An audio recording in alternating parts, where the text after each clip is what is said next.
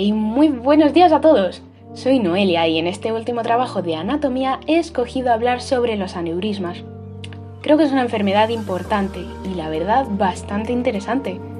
Seguramente todos sepáis su significado, pero poco más. Resumidamente, aprenderemos todo lo que hay que saber sobre ellos. La palabra es de origen griego y significa dilatación, y como su propio nombre indica, se trata de una dilatación de las paredes de un vaso sanguíneo. Es mucho menos común ver un aneurisma en una vena. Esto es porque la presión sanguínea de estas es mucho menor que en las arterias. Ese ensanchamiento desvía y acumula parte de la sangre. Cuando el tamaño de un aneurisma aumenta, hay un riesgo significativo de rotura y si no se interviene, peta. Los aneurismas se relacionan con una debilidad en la pared del vaso sanguíneo afectado. Es por eso que se producen. Si la dilatación de la arteria no supera el 50% del diámetro del propio vaso, no se consideraría un aneurisma, sino una ectasia arterial. Los aneurismas cuentan con 4 partes. Se encuentra la arteria en sí, o vena. También un saco o cuerpo del aneurisma en el cual se aloja la sangre, la cúpula que la rodea y el cuello que lo conecta al vaso. Recordamos las capas que componen un vaso sanguíneo. Está la capa arterial en contacto con la sangre que se llama túnica íntima. Esta capa está compuesta principalmente por células endoteliales. La siguiente es la túnica media, que está compuesta por células musculares lisas y tejido elástico. Y por último, la capa más externa se conoce como túnica adventicia y se compone de tejido conectivo. Las capas del aneurisma son las mismas, obviamente, ya que siguen siendo parte de la arteria, pero en este caso la lámina elástica interna se ha fragmentado y ahora es mucho más delgada, al igual que la túnica media, la cual prácticamente ha desaparecido. Existen 2 categorías principales de aneurismas. Por una parte están los aneurismas verdaderos y por otra los pseudoaneurismas o aneurismas falsos. El que tiene forma simétrica y se dilatan todas las capas del vaso se denomina fusiforme. La que se dilata de forma asimétrica es la sacular y se origina porque, por algún motivo, o uno de los 2 lados de la pared ha tenido que soportar una presión sanguínea mayor que el resto, o simplemente porque esa parte es más débil. Y por último encontramos los pseudoaneurismas, que pueden considerarse como falsos aneurismas, en el sentido de que en realidad no son aneurismas, sino que son provocados por un pequeñito orificio el cual hace que se cuele la sangre por ahí y que se quede ahí estancada. Da la sensación de que es un aneurisma fusiforme, pero no, la sangre se estanca porque los tejidos que la rodean actúan como una pared. Pueden localizarse en cualquier arteria, normalmente son arterias de cierto calibre. La localización más frecuente suele ser la arteria aorta, y si nos centramos en la aorta, la arteria abdominal es la más frecuente. En segundo lugar estaría la poplitea, que se encuentra en la parte de atrás de la rodilla. Y la tercera sería la aorta torácica. Dentro de la aorta, el 60% de los aneurismas son abdominales y el 40% son torácicos. Del total de aneurismas torácicos abdominales, un 95% se encuentran por debajo de los riñones, antes de llegar a la bifurcación. Y esto sucede porque en esa parte hay menos colágeno. Hay otras localizaciones como pueden ser, en este caso sería la arteria mesentérica superior, o también por ejemplo la artéria esplénica o el tronco celíaco. Una localización importante es a nivel cerebral, como se puede ver en esta imagen, un aneurisma sacular. Suelen formarse con más frecuencia en los puntos señalados del polígono de Willis. Las causas son 3 y bastante sencillas. Puede ser congénito, lo tenemos desde que nacemos. Puede ser inflamatorio, de tipo químico funcional, o también puede ser traumático, provocado por algún accidente. Como ya se ha comentado anteriormente, lo que provoca los aneurismas es una debilidad de la pared de un vaso sanguíneo, porque cualquier cosa que haga que la pared se debilite puede provocar un aneurisma. Cuando se debilita, tiene que hacer un esfuerzo para contener la presión de la sangre, y esto hace que aumente el diámetro, y gracias a Laplace, cuanta más presión, más centímetros. Es un ciclo constante.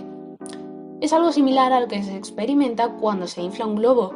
Soplar la primera bocanada de aire es más complicado, pero soplar las siguientes es muy fácil. La razón por la que generalmente los aneurismas con el tiempo se ponen más grandes es por este circuito de retroalimentación positiva. Entonces, ¿qué condiciones podrían debilitar la pared de los vasos sanguíneos? Básicamente, la falta de oxígeno. Las células de las paredes del vaso obtienen oxígeno de la sangre cuando esta pasa por el vaso, y la falta de oxígeno debilita la pared. Las arterias con vaso vasorum, en caso de hipertensión, se estrecha el lumen y produce isquemia, provocando así debilidad. Lo mismo sucede con los vasos sanguíneos sin vasa vasorum. Si tenemos cierta cantidad de placa que se está acumulando en la túnica íntima gracias a la aterosclerosis, el oxígeno sencillamente no puede penetrar. Otras infecciones bacterianas también pueden provocar aneurismas. Estos se conocen como aneurismas micóticos. Estas bacterias entran en la corriente sanguínea y pueden producir un aneurisma. Pero no solo bacterias, también hongos. Generalmente, la mayor preocupación con los aneurismas es la posibilidad de que pueden explotar. Tener una ruptura de un aneurisma es como tener una rotura de una tubería principal. La sangre sale por el orificio que se ha hecho y fluye una menor cantidad de sangre hacia las células que la necesitan, provocando así una isquemia en ese tejido. Los aneurismas torácicos pueden afectar a los ciclos de sístole y diástole del corazón. Y si se produce una ruptura de un aneurisma en el cerebro, la sangre se estancará en el espacio subaracnoideo, haciendo presión en los tejidos del cerebro. Otro tema en la lista de cosas terribles que pueden provocar los aneurismas son los coágulos. Cuando la sangre pasa por el aneurisma, parte de esa sangre puede desviarse, haciendo que esta sangre no sea impulsada a través del vaso sanguíneo con la misma rapidez que el resto. Y cuando la sangre se queda inmóvil por mucho tiempo, tiende a coagularse y si pasa tiempo suficiente, el coágulo puede volverse tan grande que bloquee el vaso sanguíneo completo. Tras saber por qué se forman y cuáles son sus síntomas, el siguiente paso es conocer los tipos de intervenciones que existen. Por un lado tenemos la observación atenta, es decir, no todos los aneurismas requieren cirugía. Si el aneurisma es pequeñito, es posible que el médico decida esperar y observar con cuidado para establecer si se producen cambios. Tenemos la reparación con cirugía abierta. El cirujano realiza un corte de gran tamaño en el abdomen, donde se encuentra el aneurisma. Posteriormente, el área dañada por el aneurisma se separa quirúrgicamente de la parte principal de la aorta y se lo reemplaza por un tubo sintético, conocido como injerto aórtico, que se fija con una sutura. Este proceso dura entre 3 y 4 horas.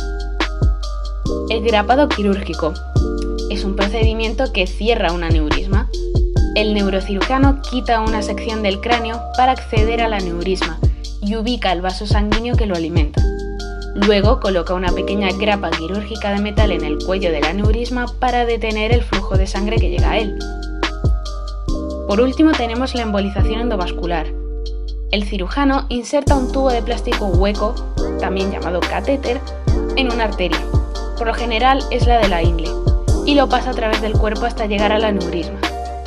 Luego usa un alambre guía para introducir un alambre blando a través del catéter hasta dentro del aneurisma.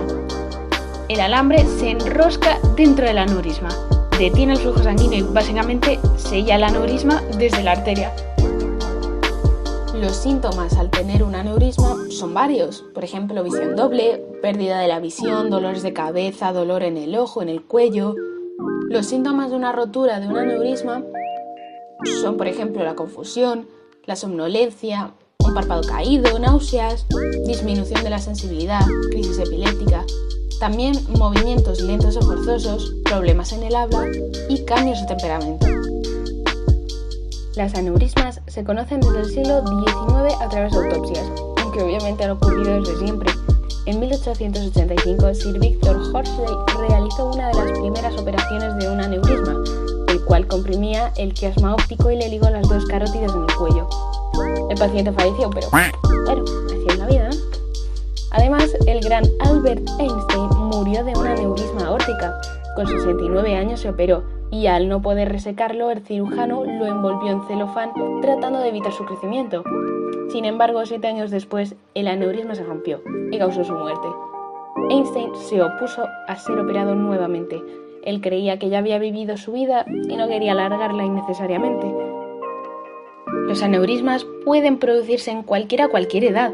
son más comunes en adultos entre 40 y 65 años que en niños, y levemente más comunes en mujeres que en hombres, siendo 3:2 la proporción. Las personas con ciertos trastornos heredados también corren mayor riesgo. Se da en una media de una persona cada 10.000. De ellas el 25% se cura, el 10-12% muere antes de llegar al hospital, el 30% muere en días posteriores y el resto, son capaces de vivir con ello.